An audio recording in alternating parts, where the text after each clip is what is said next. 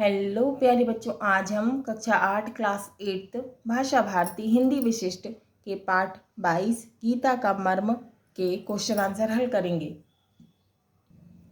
इस पाठ की विधा है कहानी और ये संकलित है का। सही विकल्प चुनकर लिखिए। पहला, राजा का नाम था आ गोपाल, बा आनंदीलाल, सा आनंदपाल, दा श्रीपाल। तो इसका उत्तर है सा आनंदपाल। दूसरा, राजा को किसका ज्ञान प्राप्त करना था? आ रामायण, बा महाभारत, सा श्रीमद् भगवद गीता, दा उपनिषदों का। तो उत्तर है सा श्रीमद् भगवद गीता। तीसरा, विद्या से आती है आ क्षमाशीलता, बा विनम्रता, सा विद्वत्ता, दा सज्जनता। तो इसका उत्तर है विनम्रता। चौथा, राजा का कार्य होना चाहिए आ जन कल्याण, बा स्व कल्याण, सा धनार्जन, दा न्याय करना। इसका उत्तर है जन कल्याण। पांचवा, मन वचन और काया से इंद्रियों को अपने वश में रखना कहलाता है। उत्तर है ब्रह्मचर्य। रिक्त स्थानों की पूर्ति करो। पहला, राजा का नाम आनंदपाल था। इसमें खालिस्तान में आएगा आनंदपाल। दूसरा, राजा को श्रीमद् भगवद गीता का ज्ञान प्राप्त करना था। रिक्त स्थान में आएगा श्रीमद् भगवद गीता। तीसरा, प्रकांड विद्वान का नाम गौवर्ण था। रिक्त स्थान में आएगा गौवर्ण। चौथा, विशाख था महायोगी। पांचवा, ज्ञान को चरित्र में ढालना ही सच्चा ज्ञान है। रिक्त स्थान में आएगा ज्ञान। प्रश्न, सत्य असत्य बताइए। पहला, राजा का नाम महिपाल था, असत्य। दूसरा, श्रीमद् भगवद गीता हिंदू धर्म का महान ग्रंथ है, सत्य। तीसरा, गीता हमें निष्काम कर्म करने की शिक्षा देती है, सत्य। चौथा, पढ़े हुए को चरित्र में ढालना ही सच्चा ज्ञान है, सत्य। जोड़ी बनाइए। उत्तर, पहला विद्या विनय, दूसरा राजा आनंदपाल, तीसरा महायोगी विशाख, चौथा शिक्षा चरित्र।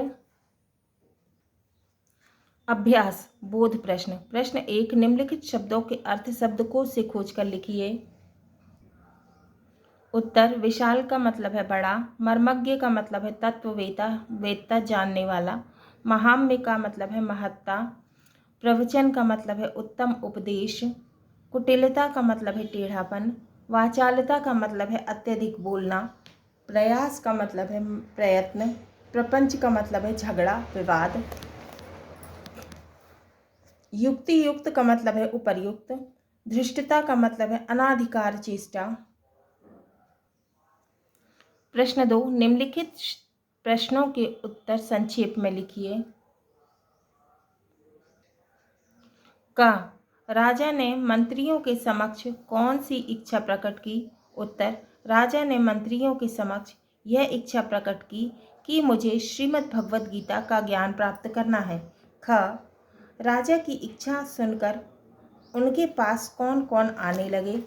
उत्तर, राजा की घोषणा सुनकर उनके पास राज्य के बड़े बड़े विद्वान, पंडित, ज्ञानी जन आदि आने लगे। गा, गौवर्ण राजा के पास क्यों आया था? उत्तर, गौवर्ण राजा के पास श्रीमद् भगवद गीता का मर्म समझाने के लिए आया था। घा, गीता में कुल कितने श्लोक हैं? उत्तर, गीता में 18 अध्यायों में कुल 700 श्लोक समाहित हैं। कितने? गीता में कितने अध्याय? 18 अध्यायों में कुल 700 श्लोक समाहित हैं। कितने श्लोक समाहित हैं? 700। इंगा, राजा के मन में कौन सी कुटिलता समाई हुई थी? उत्तर, राजा बड़ा कूटनीतिज्ञ एवं लोभी था, माने लालची था। उसके मन में अपना आधा राज्य किसी को भी ना देने की कुटिलता समाई हुई थी। चा, दूसरों को उपदेश देने का अधिकारी कौन हो सकता है? उत्तर, दूसरों को उपदेश देने का अधिकारी वही व्यक्ति हो सकता है जो उस उपदेश का आचरण भी करता है। छा, विद्या से हमें कौन कौन से गुण आते हैं?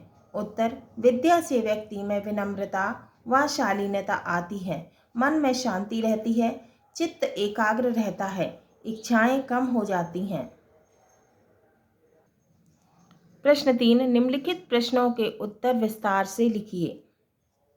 अब हमें क्या करना है? उत्तर विस्तार से लिखना है। का राजा आनंदपाल ने अपने मंत्रियों से क्या कहा और क्यों कहा? उत्तर, राजा आनंदपाल ने अपने मंत्रियों से यह कहा कि मुझे गीता का ज्ञान प्राप्त करना है। इस संबंध में संपूर्ण राज्य में घोषणा कर दी जाए। जो विद्वान राजा को पूर्ण रूपेण माने पूरी तरह से गीता का मर्म समझा देगा, उसे राजा अपना आधा राज्य इनाम में देगा। ऐसा इसलिए किया गया कि राजा यह जानना चाहता था कि विद्वानों को व्यावहारिक ज्ञान है या नहीं।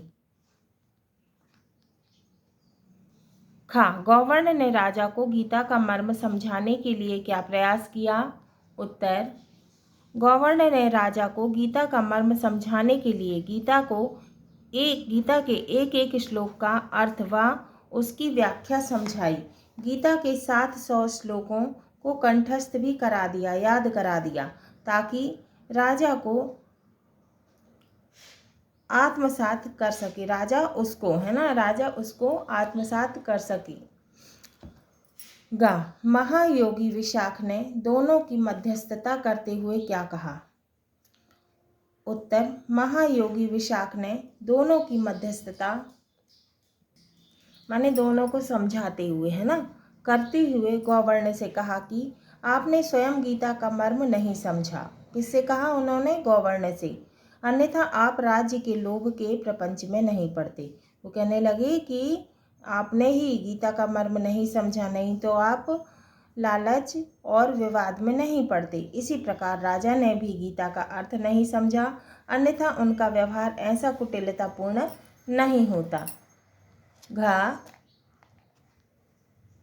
अर्जुन ने इंद्र से अपनी विद्या का उपयोग किन किन के लिए करने को कहा था?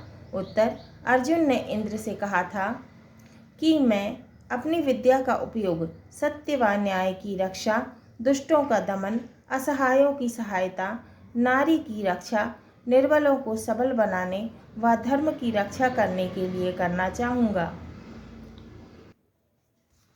इंगा, राजा आनंदपाल के मन में किस प्रसंग को सुनकर हलचल मची और क्यों? उत्तर, राजा आनंदपाल के मन में अर्जुन के वचनों को सुनकर इसलिए हलचल मच गई। मतलब मन में क्या हो गया? हलचल मच गई। मतलब वो सोचने लगे बार बार कि राजा के रूप में उनका कार्य जन कल्याण होना चाहिए। मतलब राजा के रूप में उनका कार्य मतलब काम क्या होना चाहिए? लोगों का कल्याण करना, है ना। राजभोग की लिप्सा नहीं, राजभोग की लालसा नहीं, लालच नहीं। इस कहानी से आज का विद्यार्थी क्या सीख ले सकता है? अपने विचार प्रकट कीजिए। उत्तर, इस कहानी से आज का विद्यार्थी यही सीख लेता है कि व्यक्ति को निष्काम कर्म करना चाहिए, बिना किसी काम के, है ना, बिना किसी कामना के कर्म करना चाहिए। उसे फल की इच्छा नहीं करना चाहिए, तभी उसका जीवन सार्थक एवं सफल कहा जा सकता है। अब है प्रश्न 4, किसने किससे कहा? का, मुझे गीता का ज्ञान प्राप्त करना है। किसने किससे कहा? उत्तर, राजा ने मंत्रियों से कहा। खा, राजन आप लोभवश ऐसा कह रहे हैं। किसने किससे कहा? उत्तर, गवर्नर ने राजा से कहा। गा, आप अपने दिए हुए वचन से पीछे हट रहे हैं। किसने किससे कहा? उत्तर है, गवर्नर ने राजा से कहा। घ, धृष्टता क्षमा करें देव माने दुष्टता क्षमा करें देव। विजय, यश और राज्य भोगने के लिए मैंने धनुर्विद्या प्राप्त नहीं की है। किसने किससे कहा? उत्तर, अर्जुन ने इंद्र से कहा। इंगा, आप दोनों ही गीता के मर्म को भली भांति समझ गए हैं। उत्तर, महायोगी विशाख ने राजा आनंदपाल व गवर्नर से कहा। अब है भाषा अध्ययन। प्रश्न 1, निम्नलिखित शब्दों का शुद्ध उच्चारण कीजिए और उन्हें अपने वाक्यों में प्रयोग कीजिए। मर्मज्ञ, ढिंढोरा, महाम्य, प्रकांड, धनुर्विद्या, स्वाध्याय और तृष्णा। उत्तर,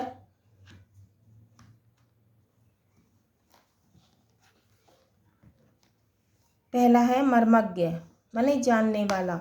विशाख श्रीमद् भगवद गीता का मर्मज्ञ था। दूसरा, ढिंढोरा, मंत्रियों ने नगरों और गांवों में ढिंढोरा पिटवा दिया। तीसरा, महाम्य, गीता का अपना विशिष्ट महाम्य है। चौथा, प्रकांड, गौवर्ण, गीता का प्रकांड विद्वान था। पांचवा, धनुर्विद्या, अर्जुन धनुर्विद्या में कुशल था। छठवां, स्वाध्याय, स्वाध्याय का अर्थ हमें स्वयं को जानना है। सातवां, तृष्णा, तृष्णा दुखों का मूल है। प्रश्न 2, वाचाल शब्द में ता प्रत्यय लगाकर नया शब्द क्या बन गया? वाचालता। और सत्य में आ उपसर्ग लगाकर क्या बन गया? असत्य, नया शब्द बना है। इसी प्रकार ता प्रत्यय और आ उपसर्ग लगाकर 4 शब्द लिखिए। ता प्रत्यय से बने और आ उपसर्ग से बने। उत्तर, ता प्रत्यय से बने शब्द, पहला, स्वतंत्र में ता जोड़ दिया, स्वतंत्रता। दूसरा, सुंदर में ता जोड़ दिया, सुंदरता। तीसरा, नम्र में ता जोड़ दिया, नम्रता। चौथा, समान में ता जोड़ दिया, समानता। अब है आ उपसर्ग से बने शब्द। आ में मर जोड़ दिया, अमर। आ में ज्ञान जोड़ दिया, अज्ञान। आ में भेद जोड़ दिया, अभेद। आ में राजकता जोड़ दिया, अराजकता। प्रश्न 3, निम्नलिखित सामसिक पदों का समास विग्रह करते हुए उनमें निहित समास पहचान कर लिखिए। महापंडित, मान सम्मान, यथोचित, लोभवश, महाराज, देवलोक, तपोनिधि। उत्तर, सामसिक पद समास विग्रह समास का नाम। पहला है महापंडित, समास विग्रह है महान पंडित, समास का नाम है कर्मधारय समास। दूसरा, यथोचित, उचित के अनुसार, अव्ययी भाव समास। तीसरा, मान सम्मान, मान और सम्मान, द्वंद्व समास। चौथा, लोभवश, लोभ के वश, षष्ठी तत्पुरुष समास। पांचवा, महाराज, महान है जो राजा, बहुव्रीहि समास। छठवां, देवलोक, देव का लोक, षष्ठी तत्पुरुष। प्रश्न 4, संधि विच्छेद संधि के प्रकार लिखना है।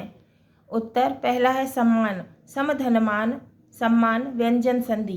दूसरा, स्वागत, सु प्लस आगत, स्वागत, यण स्वर संधि। तीसरा, उत्थान, उत्धन उत्थान, स्थान, उत्थान, कौन सी संधि? व्यंजन संधि।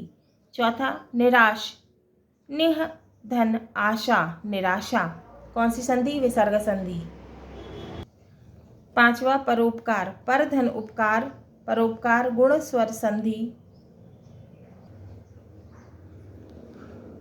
प्रश्न 5, दी गई वर्ग पहेली में से राजा, इंद्र, नारी और धनुष के 3 पर्यायवाची शब्द खोजकर लिखिए।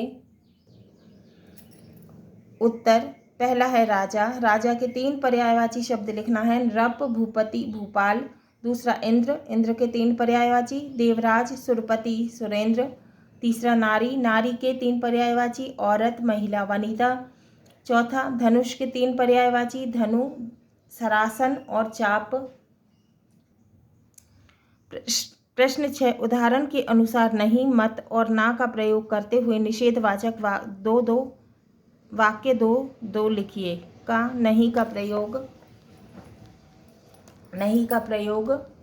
उत्तर, नहीं, पहला, मैंने सत्य नहीं बोला। दूसरा, उसने चाय नहीं पी। ख, मत, पहला, असत्य मत बोलो। दूसरा, बुरा मत सुनो। गा, ना, पहला, आप गर्व ना करें। दूसरा, मिथ्या भाषण ना करें। यह भी जानिए, पहला, तो फिर इस विद्या का आप क्या करोगे। दूसरा, अब जाओ और पृथ्वी को जीतकर चक्रवर्ती राजा का सुख भोगते हुए यश का उपार्जन करो।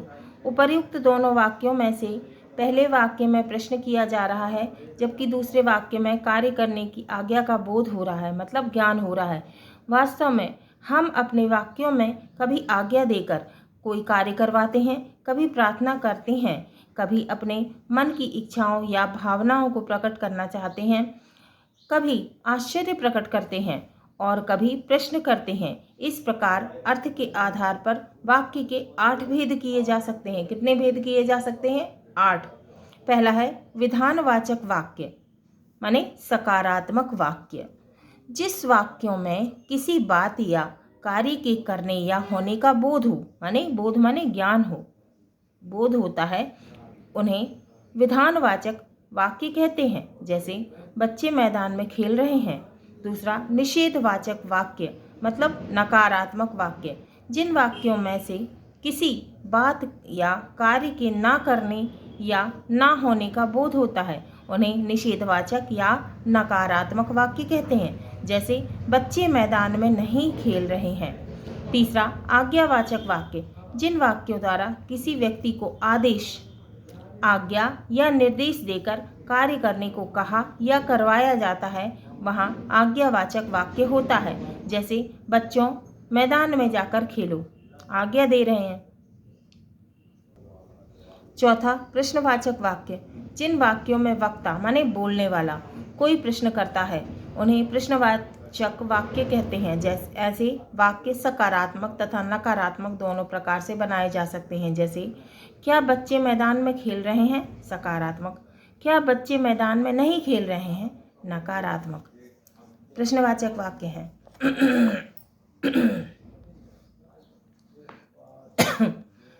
पांचवा है इच्छावाचक वाक्य, माने इच्छा। जिन वाक्यों में वक्ता माने बोलने वाला अपने लिए या दूसरों के लिए किसी न किसी प्रकार की इच्छा प्रकट करता है। क्या प्रकट करता है? अपनी इच्छा। उन्हें इच्छावाचक वाक्य कहते हैं। जैसे बच्चों को मैदान में खेलना चाहिए। छठवां संकेतवाचक वाक्य। जिन वाक्यों में किसी बात या काम का होना या ना होना शर्त पर निर्भर करता है, उन्हें संकेतवाचक वाक्य कहते हैं। जैसे यदि अनुमति हो तो बच्चे मैदान में खेलें। सातवां संदेहवाचक वाक्य।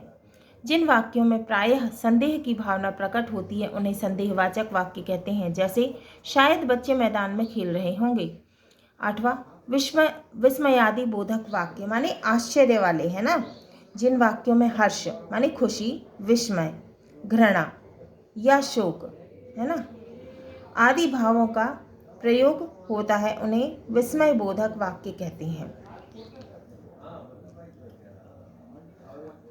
तो जिन वाक्यों में खुशी, दुख, है ना, आश्चर्य, घृणा आदि का बोध होता है, उन्हें क्या बोलते हैं?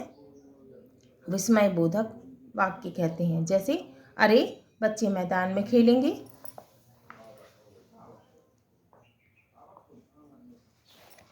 अब प्रश्न 7। अर्थ के आधार पर निम्नलिखित वाक्यों के भेद उनके सामने लिखिए। का है अरे आश्चर्यवाचक, अरे रात भूकंप आया था। उत्तर है विस्मयादि सूचक वाक्य। क्या था? अरे रात भूकंप आया था। उत्तर है विस्मयादि सूचक वाक्य। ख कल कौन आ रहा है? उत्तर प्रश्न सूचक वाक्य, प्रश्न है ना ये। गा आपकी यात्रा शुभ हो। उत्तर इच्छा सूचक, इच्छा है।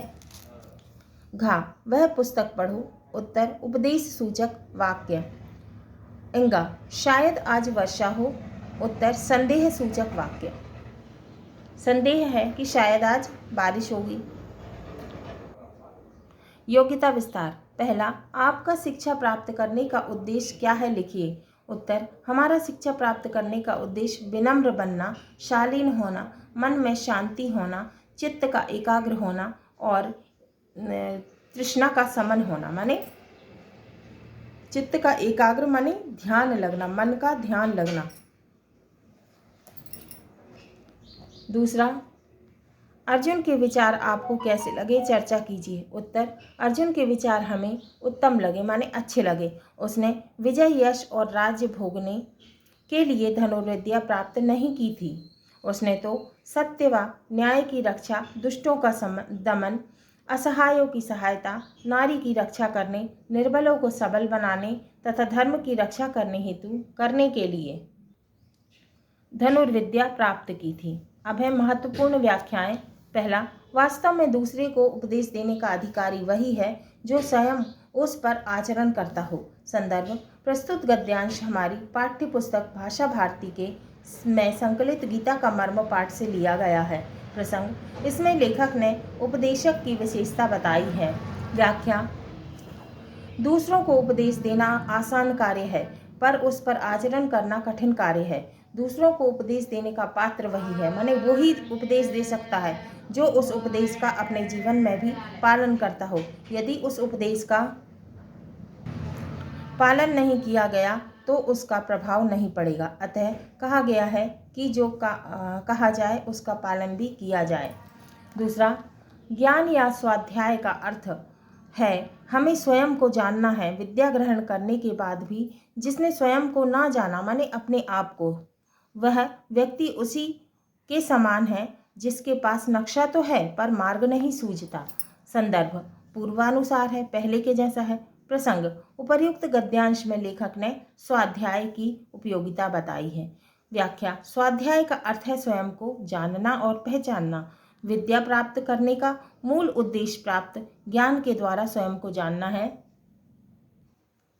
यदि ज्ञान स्वयं को जानने में सहायक नहीं, उसकी कोई उपयोगिता नहीं है। वह तो उसी प्रकार है कि नक्शा तो है परंतु मार्ग का ज्ञान नहीं है। तीसरा, विद्या से विनम्रता आती है और व्यक्ति शालीन बन जाता है, मन शांत हो जाता है, चित्त एकाग्र हो जाता है और तृष्णाओं का शमन होता है। मात्र विषयों को जानना ही सच्चा ज्ञान नहीं है, पढ़े हुए को चरित्र में ढालना ही सच्चा ज्ञान है। संदर्भ: पूर्वानुसार। प्रसंग: उपर्युक्त गद्यांश में लेखक ने विद्या की उपयोगिता को बताया है, माने विद्या के महत्व को बताया है। व्याख्या: विद्या के द्वारा व्यक्ति स्वयं को और अपने आसपास के वातावरण को जानने का प्रयास करता है। किसके द्वारा? विद्या के द्वारा। विद्या का हमारे जीवन में अनोन्य, माने बहुत अधिक संबंध है। विद्या से व्यक्ति में विनम्रता और सरलता आती है। विनम्रता आने पर व्यक्ति में सज्जनता प्रकट होती है, उसका मन शांत हो जाता है। मन का उद्वेग स्थिर हो जाता है। मन की इच्छाएं भी शांत हो जाती हैं। मन की चंचलता रुक जाती है। किसी विषय का कोरा ज्ञान वास्तविक नहीं है। सच्चा ज्ञान तो उसे आचरण में लाना है। ज्ञान को आचरण में लाए बिना उसका ना कोई महत्व है और ना ही उसकी कोई उपयोगिता है। चौथा है, आनंदपाल नाम के एक राजा थे। उनका राज्य विशाल था, माने बहुत बड़ा था। वे विद्वानों का आदर भी करते थे। उनके राज्य में बड़े बड़े विद्वान एवं शास्त्र मर्मज्ञ थे, माने शास्त्र को जानने वाले थे, तथा दूर दूर के देशों से भी विद्वान उनके दरबार में आते रहते थे।